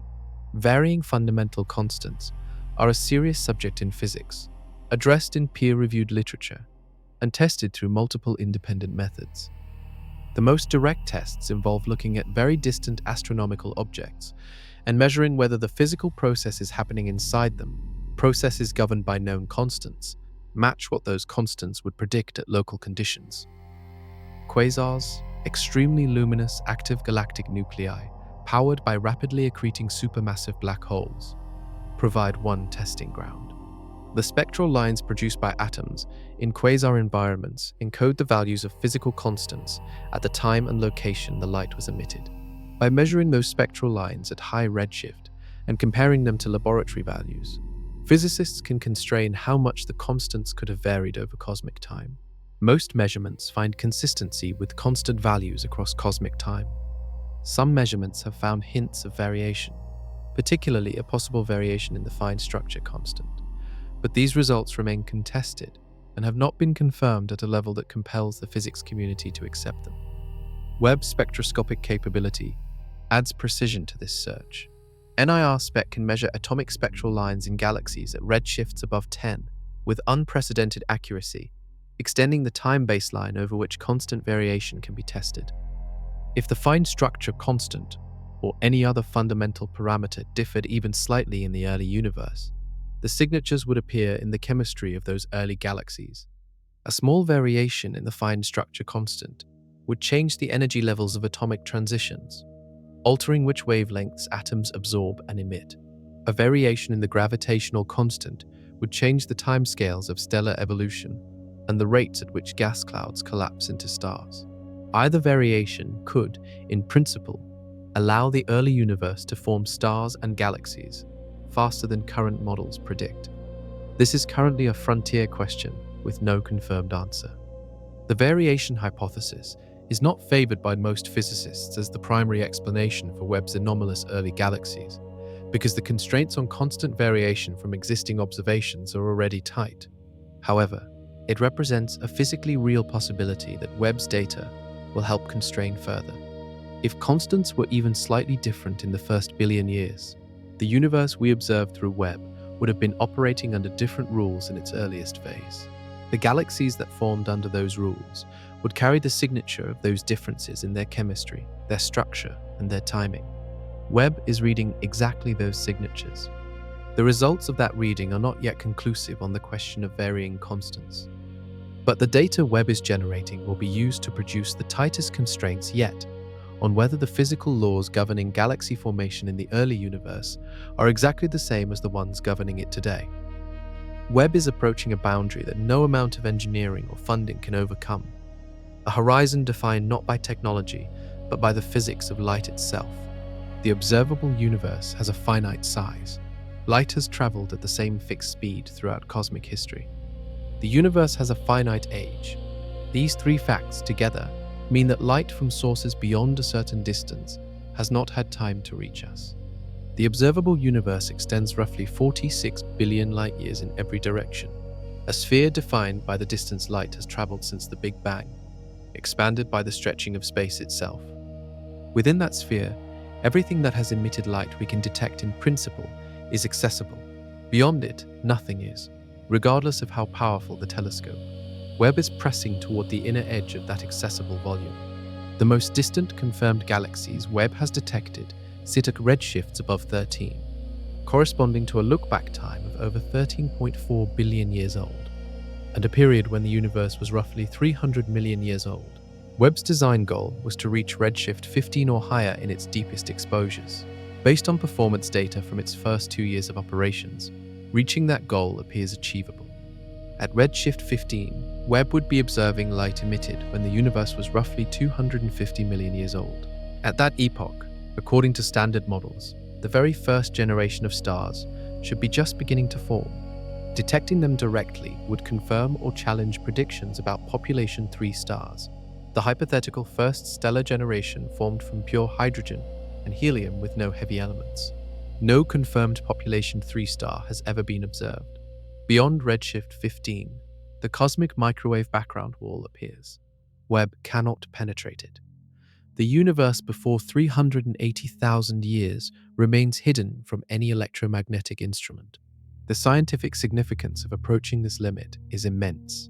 Each redshift unit Webb pushes beyond its predecessors reveals a layer of cosmic history that was previously invisible. The anomalous galaxies Webb has already found in the first billion years suggest that the universe approaching that limit will be even more surprising. If massive, structured, chemically enriched galaxies exist at redshift 15 or higher, within the first 200 million years of cosmic time, the tension with standard models becomes severe. The available time for those galaxies to have formed through standard processes shrinks towards the physical minimum. There is simply no room in the timeline for ordinary physics operating from a zero structure beginning to produce what we would be seeing. That is the threshold. Webb is moving toward it with each new deep field observation, and the closer it gets, the more precisely the question becomes, did the universe that created these galaxies inherit its starting conditions from somewhere else? The answer is written in the light that Webb is, right now, still collecting. The observable universe is not the whole universe. This distinction matters more than it might initially seem. The observable universe is the portion of the universe from which light has had time to reach us. It is a sphere defined by our position and the finite age of the cosmos. Beyond its edge, space continues. The full universe, by most theoretical accounts, extends vastly further, possibly infinitely, in every direction. We simply cannot see it because its light has not reached us yet. This is a confirmed feature of standard cosmology. Inflation, the rapid expansion phase in the earliest moments after the Big Bang, stretched the universe to a scale enormously larger than the observable portion. The observable universe, vast as it is, represents a small fraction of the full inflationary volume. The regions beyond our horizon may contain structures, galaxies, and physics operating within the same laws we observe locally. They may also, in certain theoretical frameworks, contain regions where the laws operate differently, where the physical constants have different values, where inflation settled into a different energy state. This second possibility connects to a framework called eternal inflation, a well-developed theoretical concept proposed by physicists including André Linde. In eternal inflation, the inflationary field driving cosmic expansion does not end everywhere simultaneously. It ends in localized regions, each becoming a bubble universe with its own Big Bang and potentially its own physical constants. Our observable universe is one such bubble. An infinite landscape of other bubbles exists beyond our horizon. Eternal inflation is a mainstream theoretical concept, not fringe physics. It is taken seriously as a consequence of inflation and is studied extensively. It does not currently have direct observational confirmation. Some researchers have proposed that bubble collisions between neighboring universe regions could leave imprints on the cosmic microwave background, and searches for those signatures have been conducted without definitive detection so far. If the pre-Big Bang state was an eternally inflating background, our universe emerged from a fluctuation within it. The conditions of that fluctuation, what energy it carried, how it was structured, and what it inherited from the surrounding inflating space, would determine the initial state our universe began with. A Big Bang that emerged from an eternally inflating background is already a Big Bang with a before. The before is the inflating parent space. Our universe's starting conditions in that picture are not arbitrary. They were shaped by the physics of the bubble nucleation, the moment when a region of the inflating space stopped inflating and began the hot Big Bang expansion. If the bubble nucleation inherited any structural asymmetry from the surrounding inflating space, or if the inflaton field that drove our inflation settled into a state influenced by the local conditions of the parent space, the initial conditions of our universe could have been non-uniform in ways that accelerated early structure formation. This remains theoretical. The evidence is indirect and inferential, but the conceptual framework is rigorous, physically motivated, and actively studied, and it places a clear answer to the question of what lay beyond our observable horizon. More universe, operating before ours began. The cosmic microwave background is the oldest light we can detect. But light is only one messenger. Gravitational waves carry information that light cannot. Gravitational waves are ripples in the fabric of space-time itself. They are produced whenever massive objects accelerate, and they propagate outward at the speed of light, passing through matter without being absorbed or scattered. Unlike electromagnetic radiation, they do not interact with the plasma of the early universe. They travel freely from the moment of their production, regardless of whether the universe is transparent to light. The Laser Interferometer Gravitational Wave Observatory, along with its European counterpart Virgo, has detected gravitational waves from merging black holes and neutron stars, confirming a new way of observing the universe that does not depend on light at all. Those detections represent a profound expansion of observational astronomy. However, the gravitational waves currently detectable represent sources in the relatively recent universe. Detecting the primordial gravitational wave background, the faint relic signal from the earliest moments of cosmic history, requires instruments far more sensitive than those currently operational. Inflation predicts a primordial gravitational wave background. The strength of that background depends on the energy scale at which inflation occurred. If inflation happened at high energy, the gravitational wave signal is strong enough to be detectable in the polarization patterns of the cosmic microwave background. Multiple experiments, including the BICEP series of telescopes at the South Pole, have searched for this signal. So far, they have placed upper limits on its strength but have not made a confirmed detection. A detection would confirm inflation and help constrain its energy scale. A non-detection above certain sensitivity thresholds would begin to rule out high-energy inflation models and favor lower-energy alternatives. More critically, for the pre-Big Bang question, cyclic models and bounce cosmologies predict their own distinctive gravitational wave signatures. Loop quantum cosmology predicts a specific suppression of the gravitational wave background at large angular scales, a signature that standard inflation does not produce. Penrose's conformal cyclic cosmology predicts gravitational wave imprints from the previous cycle's black hole evaporation events. These predictions are testable in principle. The next generation of cosmic microwave background experiments, including the Simons Observatory currently being constructed in Chile and the proposed CMB S4 experiment, aim to measure the polarization patterns of the background at sensitivities capable of detecting or ruling out these signatures. The proposed Laser Interferometer Space Antenna, planned for launch by the European Space Agency in the mid-2030s, would detect gravitational waves at frequencies inaccessible to ground-based instruments, including signals from the very early universe at frequencies predicted by certain pre-Big Bang models. Webb cannot detect gravitational waves.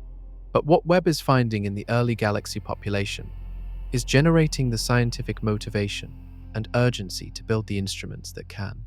If the early universe was structured in ways that standard models do not predict, the gravitational wave background from that era should carry the imprint of whatever caused that structure. Reading that imprint would be the closest humanity has ever come to direct observational evidence of what happened before the Big Bang.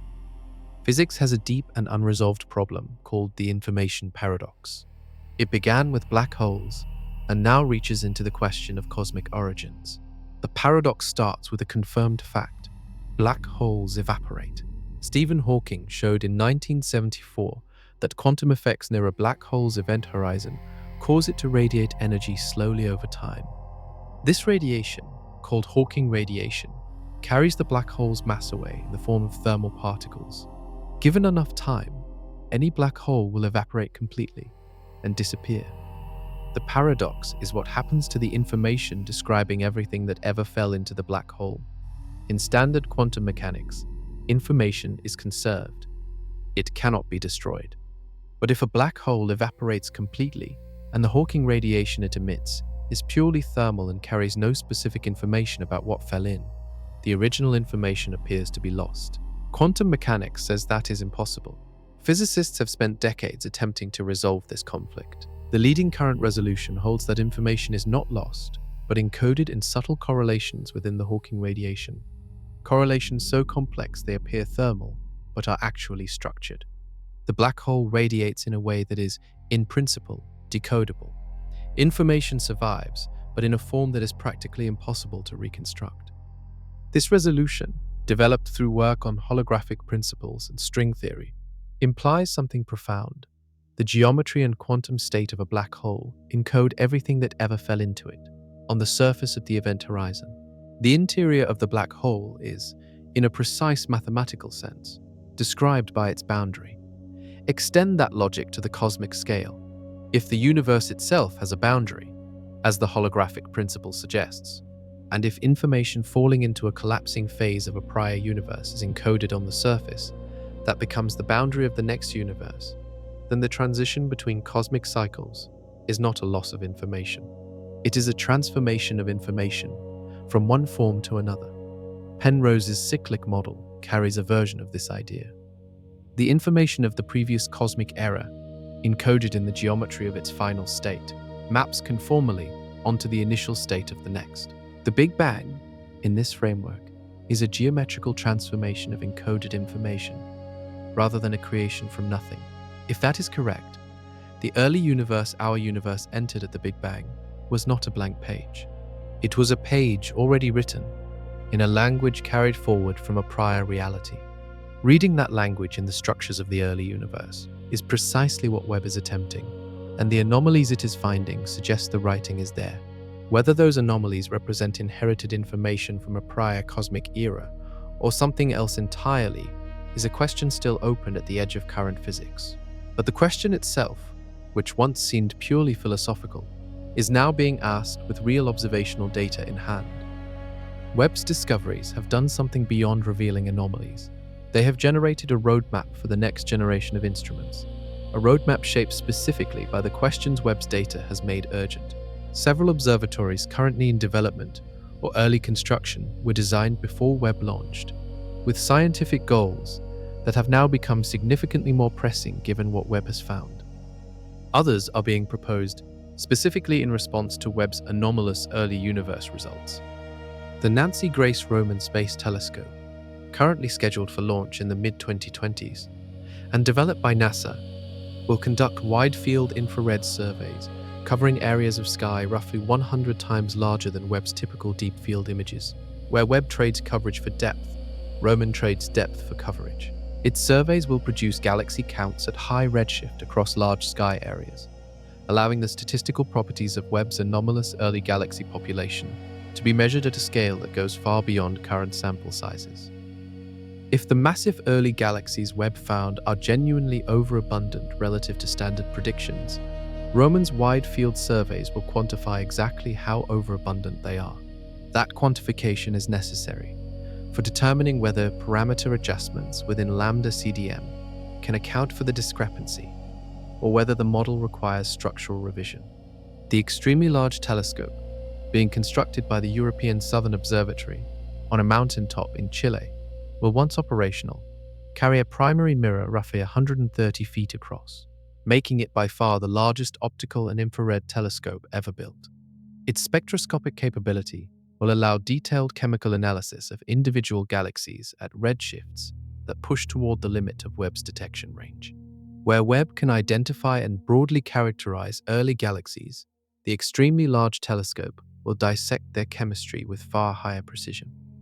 Precise chemical measurements across large samples of high redshift galaxies will test predictions made by competing models for the early universe: standard lambda CDM with modified parameters, primordial black hole seeding models, varying dark matter models, and models derived from cyclic cosmological frameworks.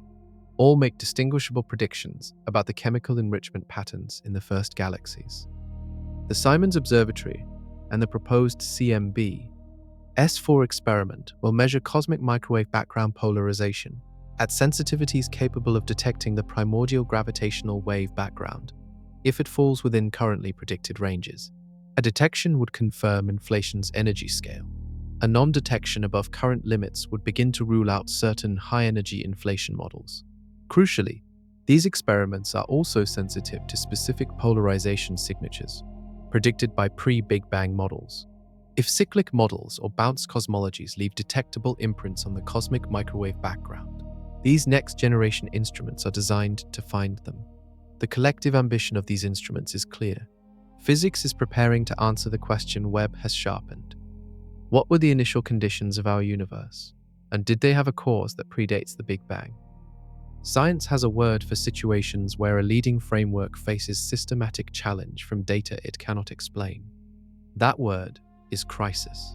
Thomas Kuhn, in his analysis of how scientific revolutions occur, identified the accumulation of anomalies that resist resolution within the current framework as the defining feature of a pre-revolutionary period in science. Several cosmologists have used careful language in published papers and public statements that stops just short of calling the current situation in early universe cosmology a crisis. The reluctance is understandable. Lambda CDM is extraordinarily successful across most of cosmic history. Its track record is long, and its predictions are precise. Describing it as in crisis, based on anomalies concentrated in a specific observational window, the first billion years, and from a single instrument that has been operational for only a few years, would be premature. However, the language used in recent publications is instructive.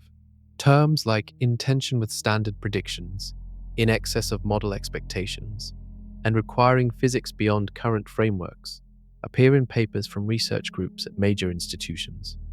One paper described the problem as the impossibly early galaxy problem, using language that implies the observation contradicts what physics says should be possible. The Hubble tension, a separate and well-established problem in cosmology involving conflicting measurements of the universe's current expansion rate, has already demonstrated that lambda CDM carries unresolved internal tensions, independent of Webb's findings. The Hubble tension has been confirmed across multiple independent measurement methods and has resisted explanation within standard parameters for over a decade. Some researchers now treat it as evidence that the cosmological constant, or dark energy, behaves differently than the model assumes. Webb's early galaxy anomalies and the Hubble tension may be independent problems, or they may be connected symptoms of a single deeper issue with the model's foundational assumptions. Several theoretical papers have proposed unified explanations in which a modification to early dark energy or a change in dark matter behavior in the first billion years simultaneously addresses both tensions. The convergence of multiple anomalies pointing toward the same period, the early universe as the location of the framework's failure, is the pattern that historically precedes major revisions in physics. General relativity replaced Newtonian gravity when a specific anomaly, the precession of Mercury's orbit, and then the bending of light around massive objects, resisted every classical explanation. Quantum mechanics replaced classical physics when black-body radiation and the photoelectric effect produced data that no classical theory could accommodate. The anomalies Webb is producing are not yet at the scale of those historical breaking points, but they are real, systematic, and growing in number with each observation cycle. The cosmological community is watching them accumulate with visible unease. The framework that replaces or revises lambda CDM, if revision becomes necessary, will need to explain what the standard model cannot. Why the earliest observable galaxies are so much more mature, more massive, and more chemically complex than a universe with a blank starting state should have produced. The philosophical dimension of the pre-Big Bang question has always coexisted with the physical one, but the arrival of real observational data from Webb has sharpened the philosophical problem in ways that demand attention. The question of whether time existed before the Big Bang is not merely semantic. In general relativity, time is a geometric property of space-time. It is not a container that holds events. It is a dimension produced by the geometry of the universe itself, curved by mass and energy, and stretched or compressed by motion. Time is a physical thing that was created with the universe. If time began with the Big Bang, then asking what happened before it is asking about events without a temporal location. There is no when outside the universe's time. There is no sequence of events in a region without time. The question dissolves. But loop quantum cosmology, as noted earlier, replaces the singularity with a bounce and effectively restores a temporal continuum across the transition. In that framework, time persists through the bounce, connecting the prior collapsing universe to the current expanding one. The Big Bang did not begin time. It reversed a prior temporal direction. Penrose's framework handles time differently. In conformal cyclic cosmology, the concept of time loses physical meaning at the far future end of each cycle, because the massless entities remaining in that era do not experience duration in the conventional sense. Time re-emerges as a meaningful concept at the start of the next cycle, but the mathematical transformation connecting the two eras is atemporal. The crossover is outside time rather than within it. These distinctions are not abstract. They produce different observable predictions. If time persists through a bounce, the gravitational wave signature of the prior universe could be present in current data.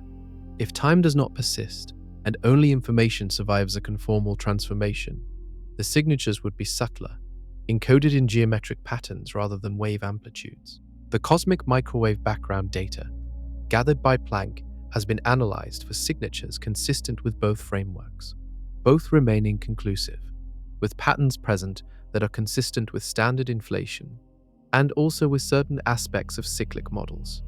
The observational situation is this: the data do not yet force a choice between a universe that began in time and a universe that continued through or around a prior cosmic era.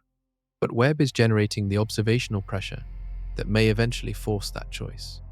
As the early galaxy population becomes better characterized, as chemical abundances are measured with greater precision, as the gravitational wave background experiments add new constraints, the space of viable explanations will narrow. At some point, the data will point clearly enough in one direction that the philosophical question becomes a scientific one with a measurable answer. We are not there yet, but we are closer than we have ever been. One of the deepest questions raised by Webb's discoveries is whether the large-scale structure of the current universe contains memory of whatever produced its starting conditions. The large-scale structure of the universe, the pattern of galaxy clusters, filaments, voids, and walls that spans billions of light years, grew from tiny seed fluctuations in the early universe. Those seeds were density variations, regions slightly denser than their surroundings by 1 part in 100,000. Gravity amplified those variations over time. Dense regions attracted more matter, grew denser, and eventually collapsed into galaxy clusters. Less dense regions emptied into cosmic voids. The pattern of the cosmic web we observe today is a magnified and evolved version of that original seed pattern. Measuring the current large-scale structure and tracing it backward through models allows cosmologists to infer what the seed fluctuations looked like. Those reconstructed seeds match what the cosmic microwave background shows directly, validating the framework across a vast span of cosmic time.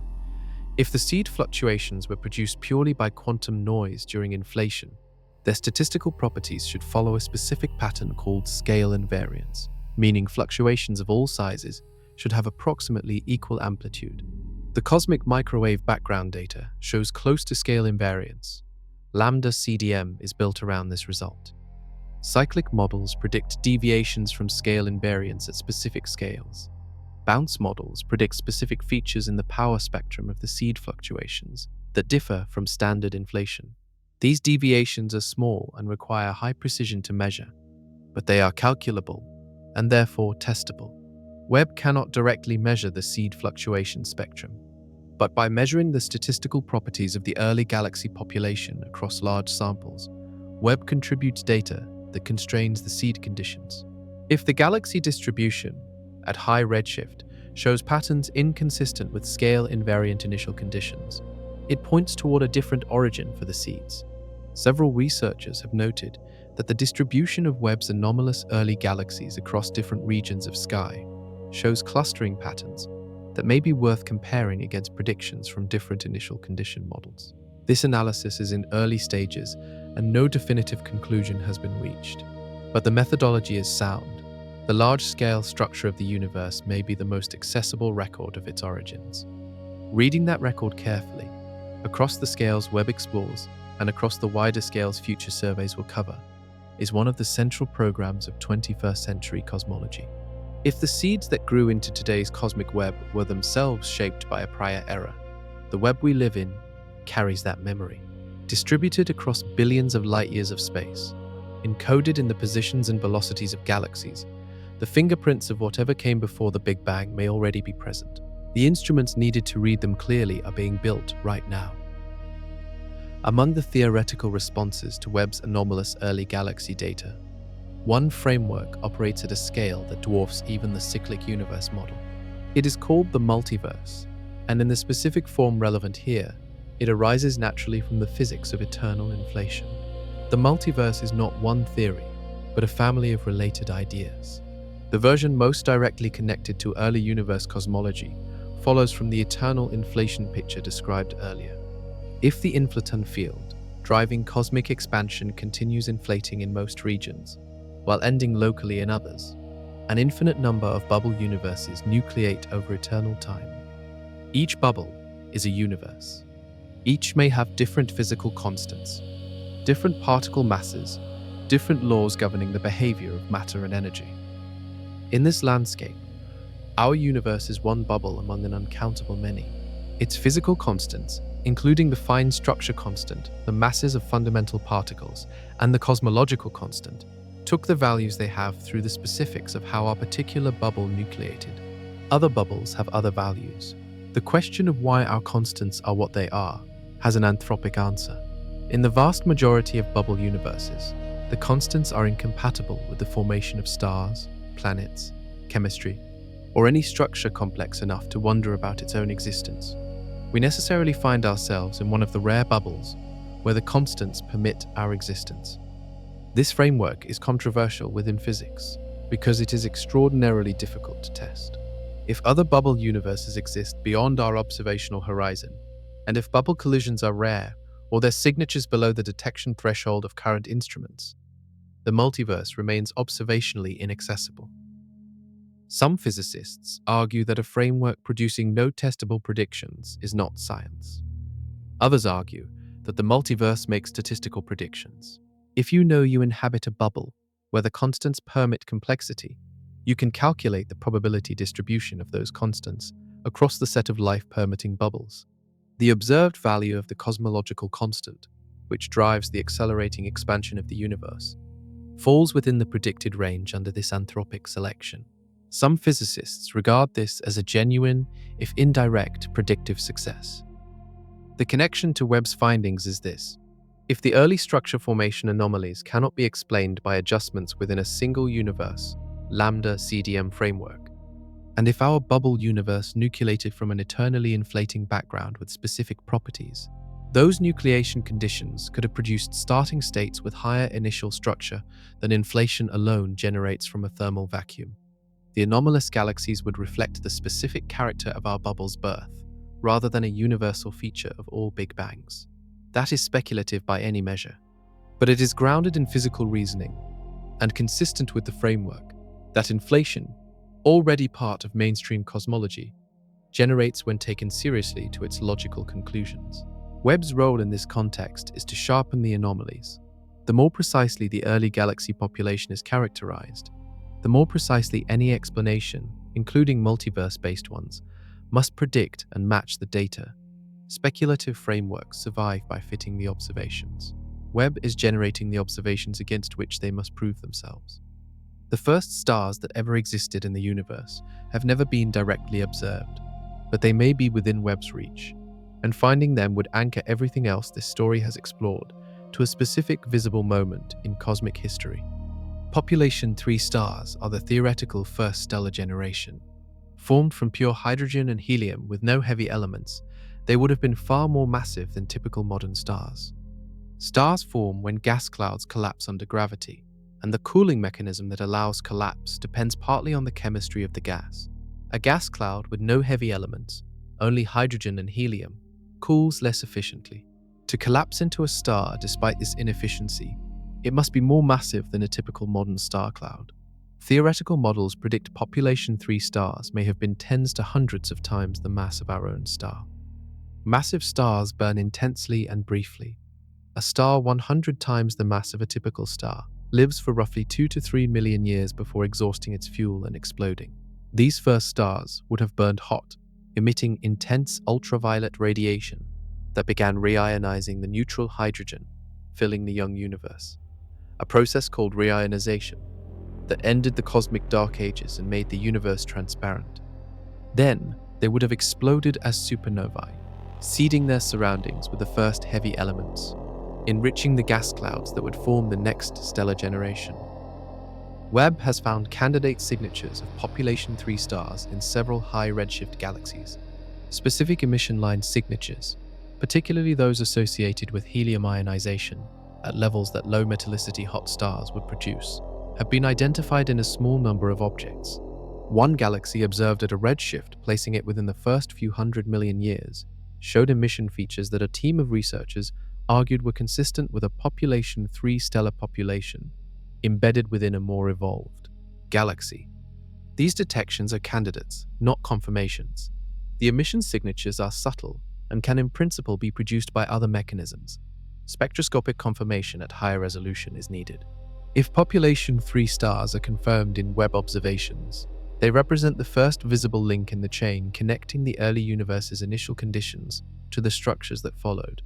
Their properties, specifically how massive they were, how numerous, and how they were distributed, would constrain the initial fluctuation spectrum that produced the gas clouds they formed from. A population 3, population consistent with standard inflationary initial conditions, would reduce the pressure on the standard model. A population 3 population inconsistent with those conditions, too numerous, too massive, or too widely distributed for standard initial conditions to produce, would add another piece of evidence to the growing picture of an early universe that was more structured than a blank slate Big Bang predicts. The first light is the test, and Webb may be close enough to read it. For most of the history of cosmology, the question of what came before the Big Bang was treated as outside the domain of science. It was a philosophical question, possibly a theological one, but not a scientific one. Science requires observable phenomena, and the Big Bang was defined as the boundary beyond which no observation could reach. That boundary has not moved. But the landscape on this side of it has changed dramatically in the last 3 years. Webb has revealed an early universe that is structurally advanced in ways that push explanation back toward, and potentially beyond, the Big Bang itself. The anomalies are real, systematic, and confirmed by independent teams. The standard model is under pressure from its own data. The theoretical frameworks developed to address that pressure include mechanisms that explicitly invoke pre-Big Bang conditions as part of their explanatory structure. The scientific community is not claiming to have observed the pre-Big Bang era. That claim cannot currently be made, and may never be made through direct observation. What the community is doing is something more disciplined and more significant. It is using the observable anomalies of the early universe to constrain what the unobservable prior era could have been. This is how science always works at its frontier. Particle physicists infer the properties of particles too small to see directly by measuring their effects on visible particles. Cosmologists inferred the existence of dark matter by measuring its gravitational effects on visible matter, long before any direct detection attempt was possible. The pre-Big Bang era can be approached the same way, by measuring its effects on the starting conditions of the universe we can observe. Webb's anomalous early galaxies are one such effect. The specific tension in the Hubble constant measurement is potentially another. The apparent scale invariance of the seed fluctuations, so close but perhaps not perfect in all analyses of the microwave background, may be a third. None of these individually compel the conclusion that a prior era shaped our universe's starting state. Together, and particularly as the early galaxy anomalies deepen with more Webb observations, they form a pattern that theoretical frameworks invoking pre-Big Bang conditions are specifically designed to explain.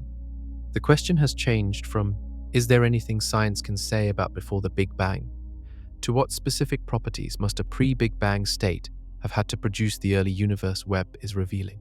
It has the structure of a scientific question, and it is being pursued with scientific methods.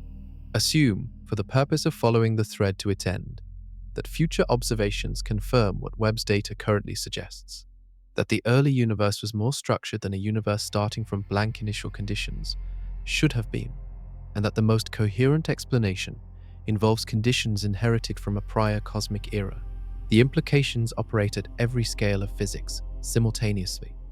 The Big Bang becomes a transition.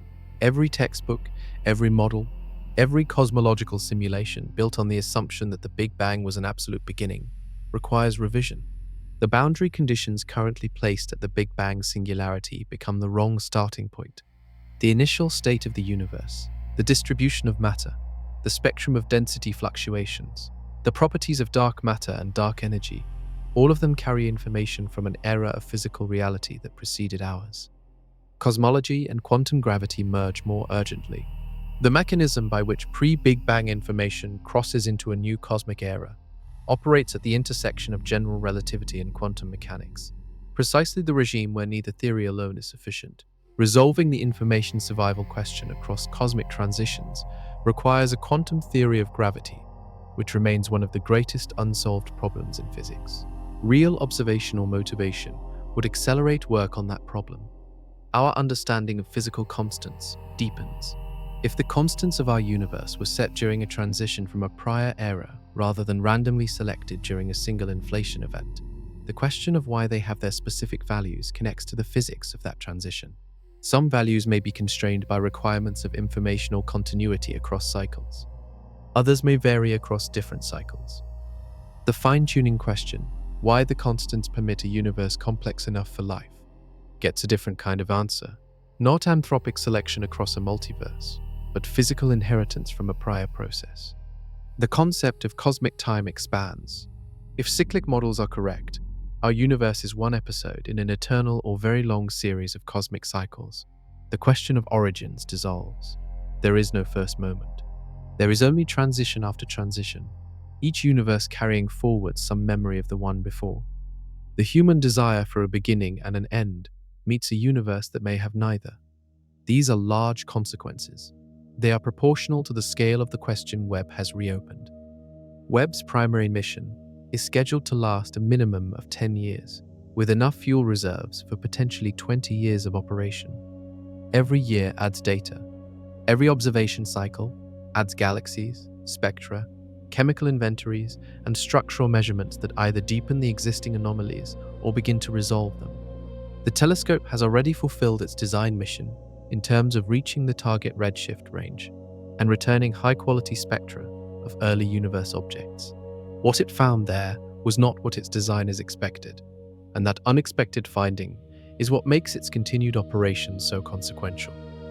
Within the next 5 years, the Roman Space Telescope's wide-field surveys will produce galaxy catalogues at high redshift that are orders of magnitude larger than Webb's current samples. Statistical power will replace individual detections as the primary tool. The question of whether massive early galaxies are overabundant relative to lambda CDM predictions will shift from a qualitative tension to a precisely quantified discrepancy or resolution. Within the same time frame, next-generation cosmic microwave background experiments will push toward the polarization sensitivity needed to detect or rule out primordial gravitational wave signals. A confirmed detection would validate inflationary models at specific energy scales. A non-detection above projected sensitivity thresholds would begin to eliminate high-energy inflation scenarios and force deeper consideration of alternatives. The extremely large telescope, expected to begin science operations later this decade, will apply its enormous light collecting area to the detailed spectroscopy of individual high redshift galaxies identified by Webb and Roman. Chemical abundances, stellar population ages, and kinematic signatures will be measured with precision that current instruments cannot approach. If the anomalies survive this accumulated scrutiny, and at the current rate of evidence accumulation, there is no strong reason to expect them to disappear. The pressure on standard cosmological models will reach a level that compels a direct theoretical response, rather than continued parameter adjustment.